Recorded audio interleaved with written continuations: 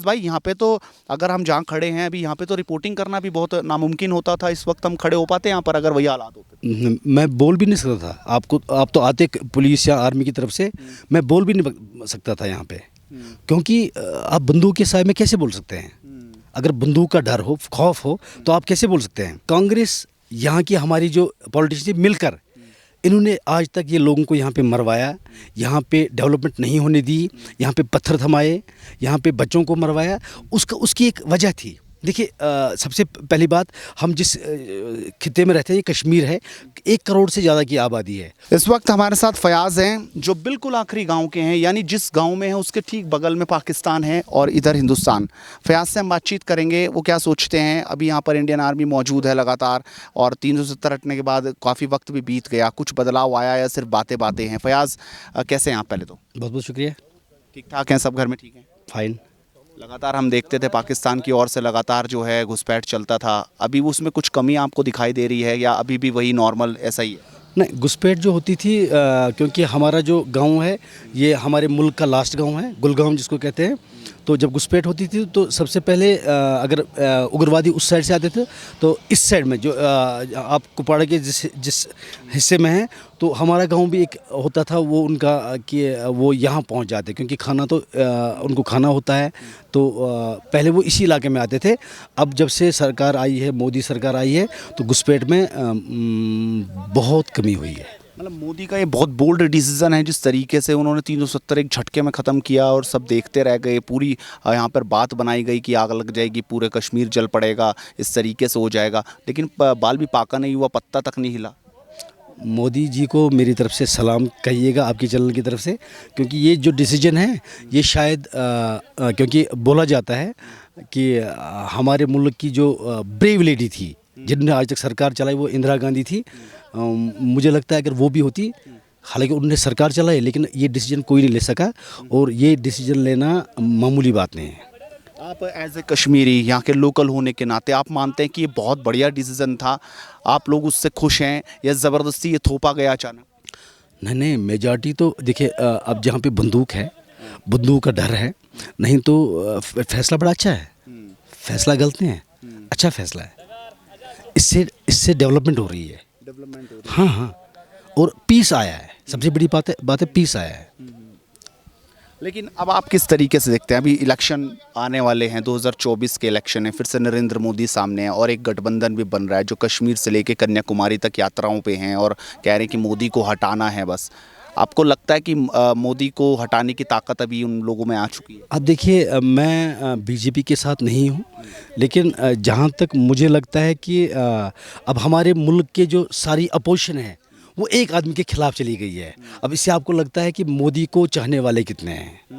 क्योंकि सबसे पहली बात यह है कि मोदी जी ने ये दिखाया है कि वो खुद भ्रष्टाचार में इन्वॉल्व नहीं है। जो इंसान भ्रष्टाचारी ना हो वो किसी भी चीज़ से लड़ सकता है, और जिसका फ़ायदा उन्हें मिलता है। मुझे लगता है कि पहली बार हमारे मुल्क को ऐसा वज़ीर आज़म मिला है। ऐसा वजीर? आप तो बिल्कुल बॉर्डर पे रहते हैं, क्या अभी डर भय आपको लगता है वहाँ, या अभी सुकून है कुछ? मुझे लग रहा है कि जो मोदी सरकार ने किया है, उसकी जितनी तारीफ़ की जाए कम है, और इस डर को निकालने के लिए अभी और कुछ करना है। लेकिन आप भी मुसलमान हैं, लोग बोलते हैं कि मोदी तो सिर्फ मुसलमानों के खिलाफ है, वो तो मुसलमानों के खिलाफ कानून लाएंगे, उनके खिलाफ बोलेंगे, बाकी और उनका कोई काम नहीं है। अब देखिए, आप मीडिया से हैं, हमारे एशिया में जब भी देखा गया है, धर्म के नाम पे आप कुर्सी पे जाते हैं। आपको कुर्सी हासिल करनी हो, आप धर्म का सहारा ले लीजिए। अब 2014 से तो मोदी सरकार चल रही है और मेजॉरिटी में चल रही है। अब बोलिए, इन सालों में अभी तक कहीं मोदी ने धर्म के नाम पर कत्लगार्द कराई? अब उसे हराने के लिए, उसे नाकाम करने के लिए, उसे बदनाम करने के लिए ऐसी बातें बोली जा रही है। हम भी मुसलमान हैं, लेकिन हमें धर्म के नाम पे कहीं सताया नहीं जाता है। लेकिन यहाँ के जो लोकल लीडर्स है, फिर चाहे वो महबूबा मुफ्ती हो, उमर अब्दुल्ला हो, फारूक अब्दुल्ला हो, या बाकी जो दूसरे लीडर्स हैं और दूसरी पार्टी के, क्या आपको लगता है कि उन्होंने कश्मीर के साथ जो इंसाफ करना था, जो कश्मीर को आगे बढ़ाने के लिए जो सोच करनी थी, इनके बच्चों को जो आगे बढ़ाना था, उनको नहीं बढ़ा पाए, बल्कि राजनीति का शिकार हुए और उनके हाथों में कहीं ना कहीं पत्थर तक आ गए? अब देखिए, ये जो हमारे यहाँ के पॉलिटिशियंस है, ये उन्हीं की गलती नहीं है। इसका जो गुनहगार है वो कांग्रेस भी है। कांग्रेस यहाँ की हमारी जो पॉलिटिशियन मिलकर इन्होंने आज तक ये लोगों को यहाँ पे मरवाया, यहाँ पे डेवलपमेंट नहीं होने दी, यहाँ पे पत्थर थमाए, यहाँ पे बच्चों को मरवाया। उसकी एक वजह थी। देखिए, सबसे पहली बात, हम जिस खित्ते में रहते हैं, ये कश्मीर है, 1 करोड़ से ज़्यादा की आबादी है।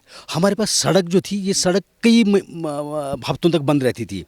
जब से मोदी सरकार आया है, सड़क पर काम हो रहा है। ये 70 साल में इन्होंने नहीं किया।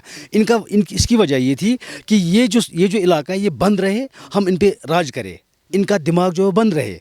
मोदी सरकार ने पहली चीज़ों में उलझे रहे, ये उलझे रहे, क्योंकि यहाँ पे डिस्टर्बेंस उनके लिए फ़ायदा था।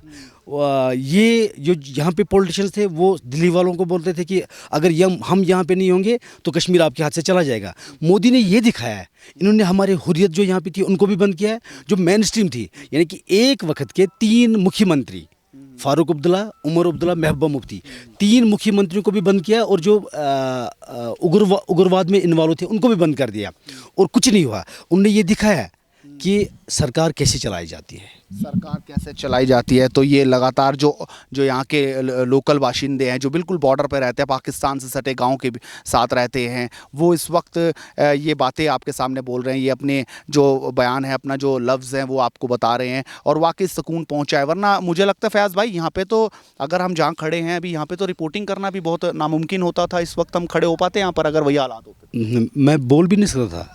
आप तो आते पुलिस या आर्मी की तरफ से, मैं बोल भी नहीं सकता था यहाँ पे, क्योंकि आप बंदूक के साए में कैसे बोल सकते हैं? अगर बंदूक का डर हो, खौफ हो, तो आप कैसे बोल सकते हैं? अभी भी वो खौफ है, खौफ अभी भी है। उस खौफ को कम करने के लिए, या उस खौफ को ख़त्म करने के लिए अभी भी सरकार को और कुछ करना है, और आगे बढ़ना है। तो वाकई अभी और आगे बढ़ने की ज़रूरत है। हालांकि हमें आगे जाना है, हमारे जो और लोग जो हमारे साथ थे वो आगे जा चुके हैं, तो इसलिए हम अभी फ़िलहाल इतनी ही बातचीत करते हैं। फैज़ भाई, और कुछ कहना चाहेंगे आने वाले इलेक्शंस के बारे में और कश्मीर के बारे में? क्योंकि मैं आपकी चैनल के माध्यम से एक रिक्वेस्ट करना चाहूँगा अपने पूरे देश के वासियों को कि कश्मीर को मत भूलिए, हमें गले लगाइए। हम भी गले मिलना चाहते हैं। और जो यहाँ पे वो जो गलत मैसेज डाली जाती है कि कश्मीर में बंदूक है, बम है, गोली है, यहाँ पे खूबसूरती है, जन्नत है। आप आइए, इस जन्नत का नज़ारा उठाइए, इस जन्नत से का मज़ा उठाइए, और उग्रवाद को ख़त्म करने में अगर हम प्यार ना बांटे तो शायद उग्रवाद हमें और हराएगा। बिल्कुल, बहुत बड़ी बात, बहुत बड़ा मैसेज कि प्यार हमें बांटना होगा और यहाँ पर आना होगा, और लगातार इसी तरीके से फैज़ भाई ने बहुत बेहतरीन बात कही। आप भी अपनी राय रखिए, आपको क्या लगता है। साथ इस वीडियो शेयर कीजिए और लगातार जुड़े रहिए हेडलाइंस इंडिया के साथ, क्योंकि मुद्दे की बात इसी तरीके से बदस्तूर जारी रहेगी। नमस्कार।